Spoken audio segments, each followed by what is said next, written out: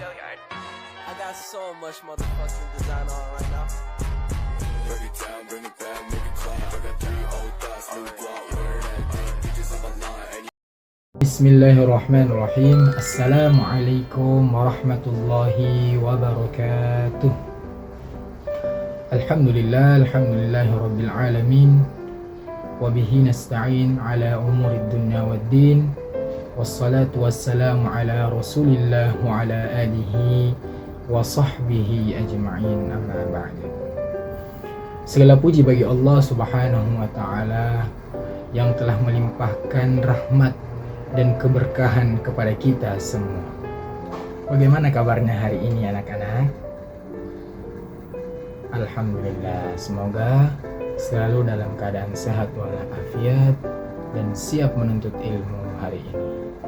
Sebelum kita mulai pembelajaran kita pada hari ini, terlebih dahulu marilah kita bersama-sama berdoa.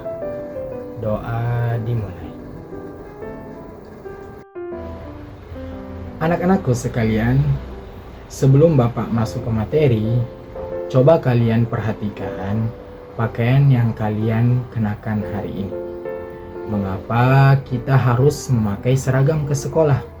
Mengapa kita tidak bebas memakai baju apa saja di tempat umum?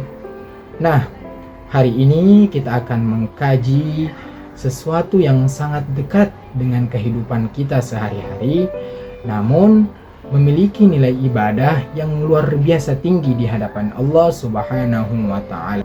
Bersama saya, Bapak Muhammad Alwi, hari ini kita akan mengupas tuntas tema tentang adab berpakaian dalam Islam berdasarkan Al-Quran Surah Al-A'raf ayat 26 dan hadis Nabi Sallallahu Alaihi Wasallam.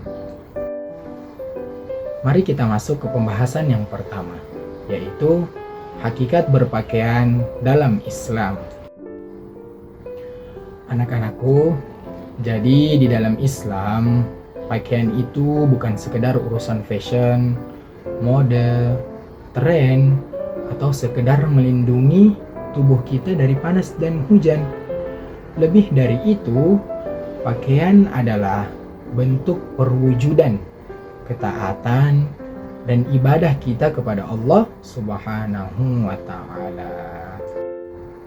Nah, ada 3 fungsi utama pakaian. Yang pertama yaitu untuk menutup aurat. Yang kedua, untuk menjaga kehormatan agar kita terhindar dari fitnah. Dan yang ketiga, sebagai bentuk perhiasan dan rasa syukur kita atas nikmat yang Allah berikan kepada kita semua. Nah, terdapat landasan utama terkait materi kita hari ini, sesuai dengan firman Allah Subhanahu wa Ta'ala di dalam Al-Quran Surah Al-A'raf ayat 26 yang berbunyi, A'udzu billahi minasyaitonir rajim. Bismillahirrahmanirrahim. Ya bani Adam qad anzalna 'alaikum libasa yuwari sawatikum warisha wa libasut taqwa dzalika khair. Yang artinya, wahai anak cucu Adam, sesungguhnya kami telah menyediakan pakaian untuk menutupi auratmu dan untuk perhiasan bagimu. Tetapi pakaian takwa itulah yang lebih baik. Quran Surah Al-A'raf ayat 26. Nah, anak-anakku sekalian, jadi dari ayat ini Allah mengklasifikasikan pakaian menjadi 3 dimensi. Yang pertama terdapat pada kata libasan, yaitu pakaian primer yang mutlak wajib untuk menutupi aurat fisik kita. Yang kedua ada di kata rishan, yaitu pakaian sekunder yang berfungsi sebagai perhiasan agar kita tampak rapih, bersih, dan indah dilihat. Dan yang ketiga, libasut taqwa.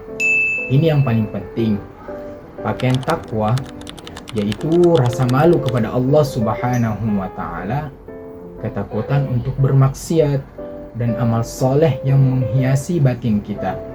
Karena sehebat apapun pakaian fisik kita, jika batin kita telanjang dari takwa, maka kita tidak ada nilainya di hadapan Allah Subhanahu wa Ta'ala.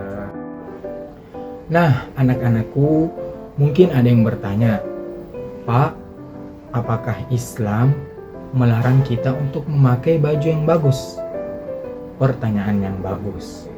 Jawabannya tentu tidak, di mana Rasulullah Shallallahu Alaihi Wasallam bersabda dalam hadis yang diriwayatkan oleh Imam Muslim yang berbunyi, Innallaha jamilun yuhibbul jamal, yang artinya sesungguhnya Allah itu maha indah dan mencintai keindahan.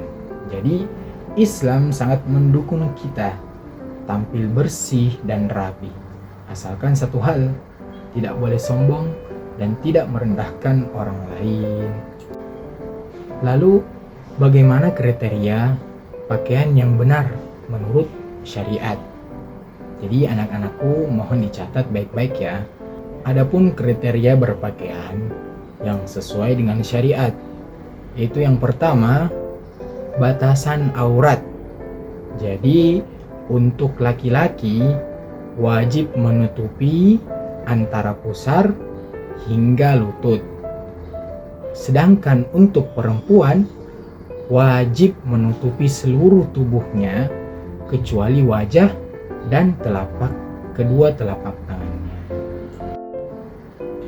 Yang kedua yaitu ketentuan fisik, di mana pakaian itu harus longgar, tidak mencetak lekuk tubuh, harus tebal, tidak transparan atau tembus pandang, dan tidak boleh tabarruj, ini yang paling penting, atau berlebihan dalam berdandan yang tujuannya sengaja memancing perhatian publik secara negatif.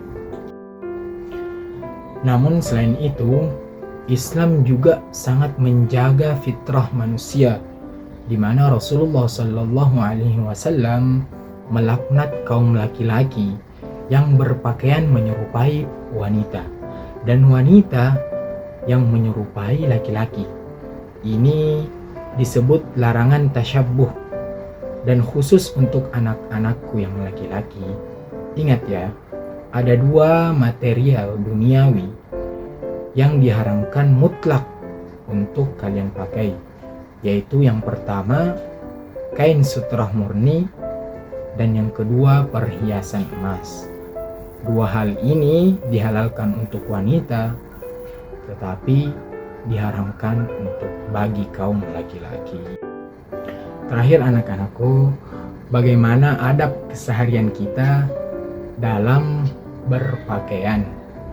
Jadi Rasulullah Shallallahu Alaihi Wasallam sudah mengajarkan kita adab-adab dalam berpakaian, di mana ketika kita ingin memakai baju kita, terlebih dahulu kita mendahulukan sebelah kanan.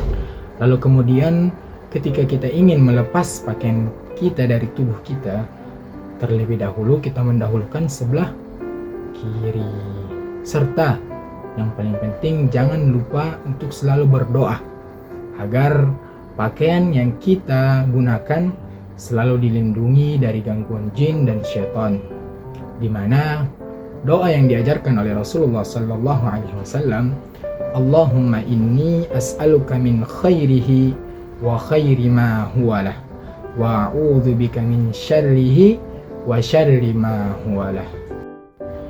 Anak-anakku sekalian yang Bapak banggakan, sebagai kesimpulan pembelajaran kita hari ini, pakaian adalah cerminan dari keimanan seorang muslim.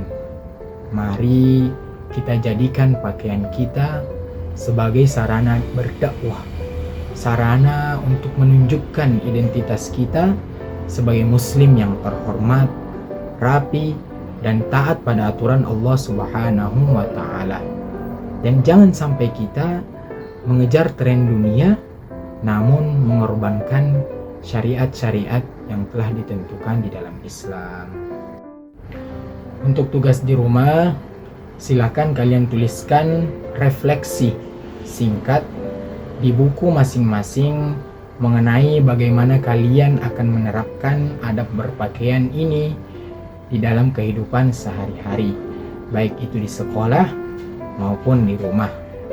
Insya Allah minggu depan Bapak akan periksa tugas kalian.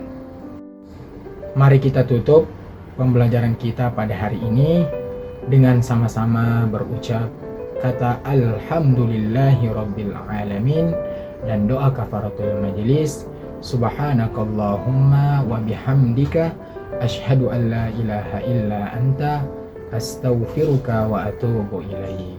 Bapak tutup. Wassalamualaikum warahmatullahi wabarakatuh.